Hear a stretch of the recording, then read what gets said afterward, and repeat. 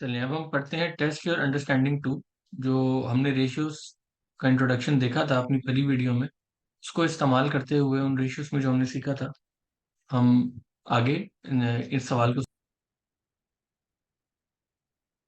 ठीक, तो सवाल है जी, test your understanding to efficiency and liquidity ratios, calculate the efficiency and liquidity ratios of P for the year ended 31 December 20x9। Sales revenue दे दिया, gross profit दे दिया, इन्वेंट्री दे दी, ट्रेड रिसीवेबल दे दिया, ट्रेड पेबल दे दिया, कैश दे दिया, शॉर्ट टर्म इन्वेस्टमेंट्स दे दी एंड अदर करंट लायबिलिटीज दे दी।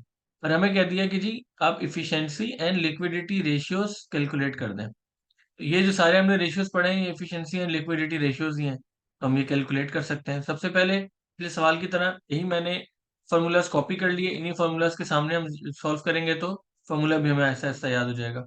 ग्रॉस प्रॉफिट मार्जिन का फार्मूला हमने याद किया था। यहाँ पे इन्होंने ग्रॉस प्रॉफिट दिया हुआ है 489.3 और सेल्स रेवेन्यू दिया है 1867.5, जो मेरा टर्नओवर है, मेरी सेल्स है। तो जो मेरे पास परसेंटेज बनी वो बन गई 26.2%। उसके बाद जो मेरा अगला फॉर्मूला है वो है operating profit margin. Operating profit margin की डिटेल्स यहाँ मुझे नहीं दी है, ग्रॉस प्रॉफिट दी है। ग्रॉस प्रॉफिट के बाद इन्होंने नहीं बताया कि मेरे एडमिनिस्ट्रेटिव एक्सपेंसेस क्या हैं। In the absence of information, ये कहना है कि मेरे एडमिनिस्ट्रेटिव एक्सपेंसेस निल हैं, जस्टिफाइड नहीं है। ऐसा तो कोई कारोबार नहीं होता ना कि जिसमें एडमिनिस्ट्रेटिव एक्सपेंसेस हों ही नहीं। तो इसलिए मैं ऑपरेटिंग प्रॉफिट मार्जिन कैलकुलेट नहीं कर सकता। और अगर जीरो एज्यूम कर भी लूंगा तो फिर तो gross profit margin operating profit margin same ही आ जाएगा। इसलिए मैं यहाँ पे ग्रॉस प्रॉफिट मार्जिन के बाद ऑपरेटिंग प्रॉफिट मार्जिन तो कैलकुलेट नहीं कर सकता। चलें जी आगे बढ़ते हैं। अगला हमने फॉर्मूला पढ़ा था रिटर्न ऑन कैपिटल एम्प्लॉयड, उसका फॉर्मूला था operating profit upon capital employed. Operating profit तो हम ऊपर बात कर चुके हैं, हमारे पास है ही नहीं। कैपिटल एम्प्लॉयड के लिए हमें दो चीजें चाहिए होती हैं, उसकी इक्विटी चाहिए और हमें लॉन्ग टर्म डेट चाहिए। अगर है, ना इसने यहाँ लॉन्ग टर्म डेट की डिटेल दी है, ना इसने यहाँ हमें इक्विटी की डिटेल दी है। अगर ये कहा जाए कि जिसमें बैलेंस शीट के हमें कंपोनेंट्स दिए हुए हैं तो हम खुद निकाल सकते हैं, तो ये बात इसलिए गलत है कि बैलेंस शीट भी से भी हम तब निकाल सकते हैं ना जब मुझे नेट एसेट्स पता हो। तो मैं ये अज्यूम कर लूँ भाई ओके इसकी लॉन्ग टर्म डेट इसका जीरो था। यहाँ तो मुझे ऐसी कोई चीज ही नहीं दी गई, यहाँ तो सिर्फ इन्होंने मुझे करंट एसेट्स बताया हुआ है।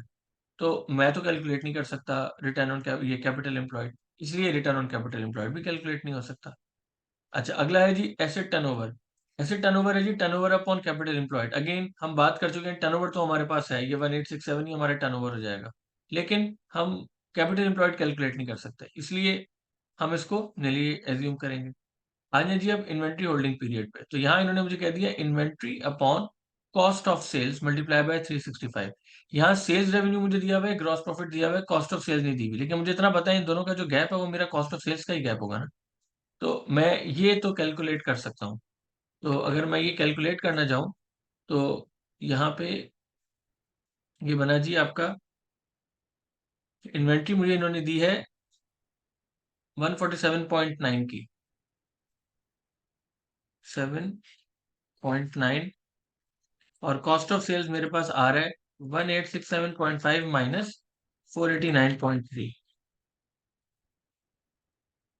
इसका जो जवाब होगा उसको जब मैं 365 से मल्टीप्लाई करूंगा तो मेरे पास, मल्टीप्लाई बाय 365 अगर मैं करूं तो ये मेरे पास जवाब आ जाता है this, inventory upon cost of sales multiply by 365। तो मेरे पास 39, मेरा जो इन्वेंट्री पीरियड है वो 39 डेज का आ रहा है।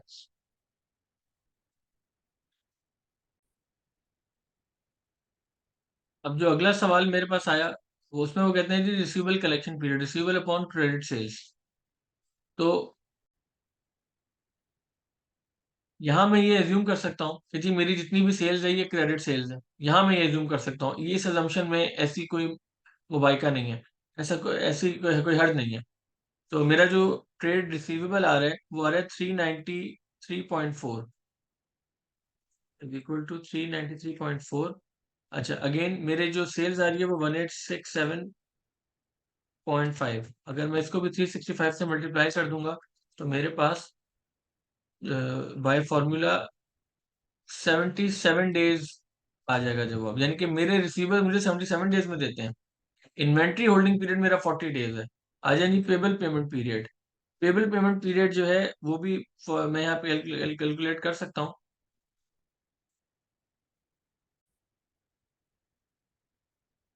फॉर्मूला मेरे पास है पेबल अपॉन क्रेडिट परचेजेस, लेकिन बात यह है कि यहाँ पे तो इन्होंने मुझे परचेजेस की तो कोई डिटेल नहीं दी। परचेजेस की डिटेल देते तो मैं तो क्या अपना एजम्पशन लेता कि जी सारी क्रेडिट परचेजेस हैं। यहाँ पे इन्होंने मुझे कॉस्ट ऑफ फंड जरूर दे दिया। तो मुझे जो कॉस्ट ऑफ सेल्स यहाँ पे दी हुई है, मुझे अज्यूम करना पड़ेगा कि मेरे पास, मुझे वो है मेरी ओपनिंग इन्वेंट्री, यहाँ तो क्लोजिंग इन्वेंट्री दी हुई है ना आज मुझे, जो क्लोजिंग मेरी इन्वेंट्री है, मेरी ओपनिंग इन्वेंट्री भी नहीं थी, तो हम इसको सिंपल रखते हैं। पेबल मुझे यहाँ दिया हुआ है 275.1 पॉन कॉस्ट ऑफ सेल्स, मैं वैसे ऊपर कैलकुलेट कर चुका हूँ 1378, लेकिन अगर दोबारा भी कैलकुलेट करनी हो तो 1867.5 माइनस 489.3, ये मुझे यहाँ पे gross sales revenue minus gross profit करूंगा तो कॉस्ट ऑफ सेल्स आ जाएगा।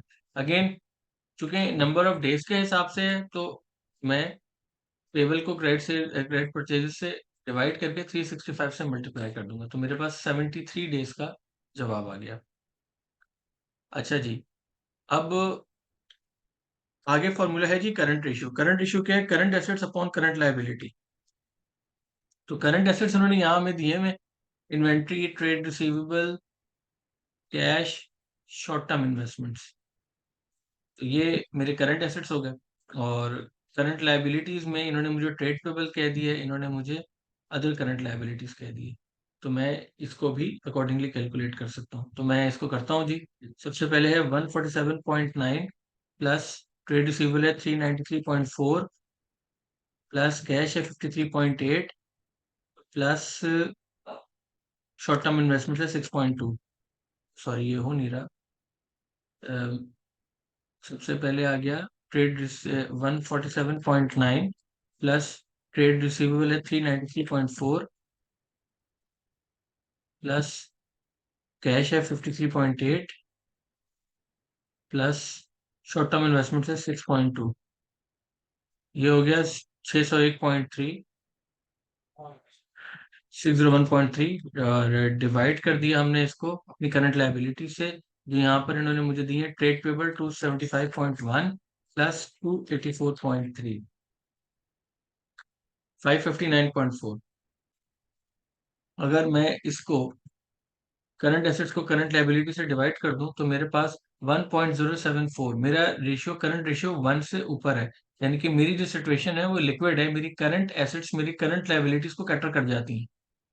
अच्छा जी, अब आ जाए जी क्विक रेशियो। ये हमने पढ़ा था कि करंट एसेट्स में जो सबसे ज्यादा इलिक्विड होता है वो होती है इन्वेंट्री, उसका पता नहीं होता बिलमूम। तो हमें उसको माइनस करके हम देखते हैं कि जी हमारी लिक्विडिटी कितनी है।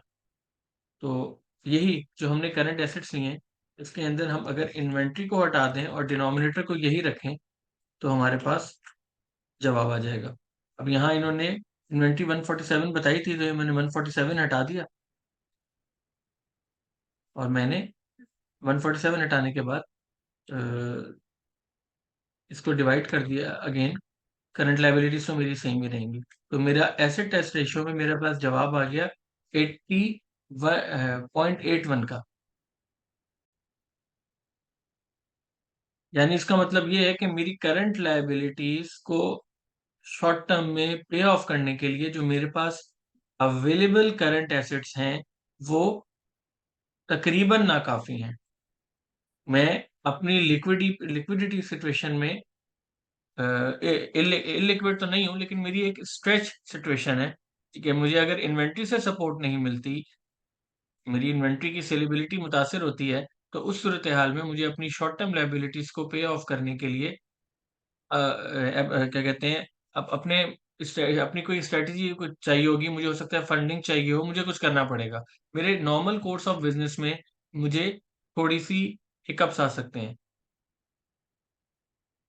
तो इन्होंने यहाँ पे हमसे इफिशिएंसी और लिक्विडिटी रेशियोज मांगे थे, जो हमने यहाँ कैलकुलेट कर लिए। तो इसके साथ में ये टेस्ट और अंडरस्टैंडिंग 2 का सेशन क्लोज करता हूँ, और फिर हम आगे लेक्चर्स को कंटिन्यू करते हैं।